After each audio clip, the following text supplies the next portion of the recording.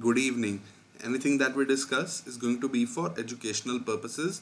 I'd like to welcome you all to Digital Trading Floor. It's a platform where we disseminate financial data in real time to provide actionable insights. The purpose of making this video is to analyze Nifty options open interest data. We would be analyzing Nifty on multiple time frames and we would be framing a view for Monday, that is 7th June. And apart from the index, we would also be discussing our stock watch list. So let's start by analyzing Nifty options open interest data. So here you will see that for 10 June weekly expiry contract, the max spin level has shifted upwards from 15,650 to 15,700. So it tells us that if market was to expire on 10th June at 15,700 level, in that scenario, option writers will not be making any losses. They would be making profits, and option buyers of 15,700 strike, they would be suffering losses as on expiry the options of 15,700 strike would be expiring worthless. If we analyze the options open interest data, you will see that highest amount of calls have been written at 15,700 strike, followed by 15,800 strike, and highest amount of puts have been written at 15,600 strike, followed by 15,500. So it gives us a 300 point broad range for the weekly expiry contract, with the 15,500 to the downside and 15,800 to the upside. And if you see the change in open interest data which happened on Friday, you will see that highest amount of calls were written at 15,700 strike, followed by 15,800, and highest amount of puts were written at 15,500 strike, followed by 15,400 strike. And I'll repeat once again, broadly speaking, based on the open interest data, we are in a range of 15,800 to 15,500. If we analyze Nifty on multiple time frames, here you will see that on the monthly contract, the market is under control of buyers as it is trading above the opening price of the June monthly candle.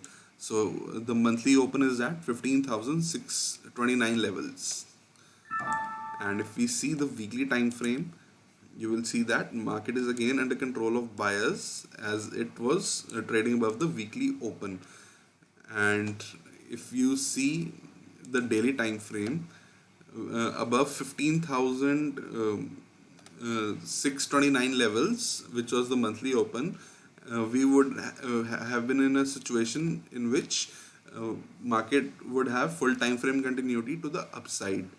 And in when that happens, buyers are aggressive in lifting the offers, like it happened on expiry day when it opened at 15,655 levels. However, on Friday you will see that market, it opened at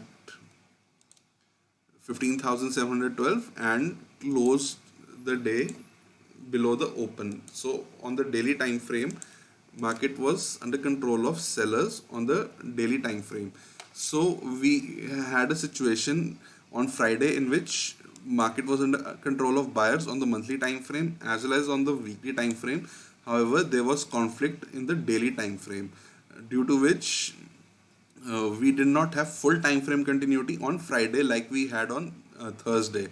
So on Friday there was conflict, and if we see in terms of market structure, nothing has been impacted despite being a down day on Friday. We still have made a higher high and a higher low. So in terms of price structure, we are still in an uptrend with the price making higher highs and higher lows. And based on the price structure, we get the following scenario for Monday. Above 15,670 level, we can trade towards 15,733. Beyond that, we can trade towards 15,763 levels and potentially 15,801 levels. And below 15,622 levels, we can trade towards 15,592 levels, 15,554 levels, and potentially 15,511 levels, which again corroborates the open interest data, which suggests that we're in a range of 15,800 to the upside and 15,500 to the downside. And the neutral price range for Monday is going to be 15,670 to 15,622. in which one can refrain from making any trades. Now we would be discussing our stock watch list. The stocks that we have chosen are have formed an inside candle on the daily time frame, and inside candles are formed when there is an equilibrium between both the buyers and the sellers.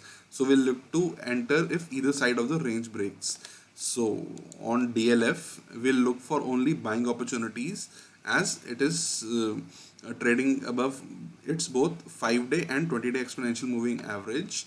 So we'll look for buying opportunity above 302.45 levels in DLF.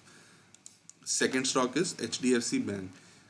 In HDFC Bank, we would be looking for both buying and selling opportunities, because if we see it closed below 5-day exponential moving average, however, it is still trading above its 20-day moving exponential moving average. So above 1520.75 we'll look for buying opportunity, and below 1499.1 we'll look for selling opportunity in HDFC Bank.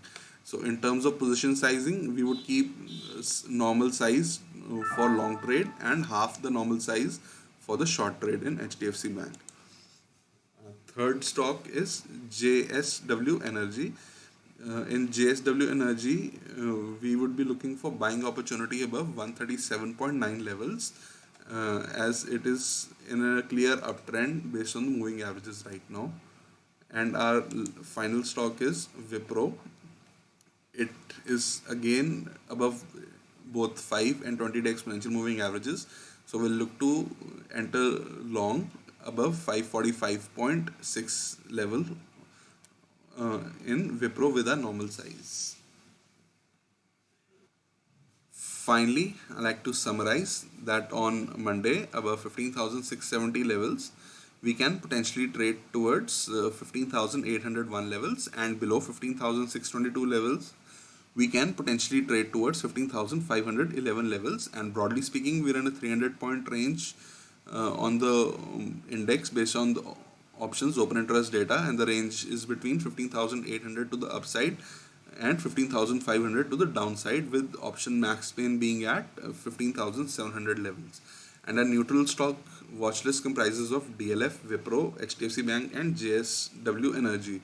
So we'll look to enter if either side of the range breaks, which we have discussed in the video earlier. So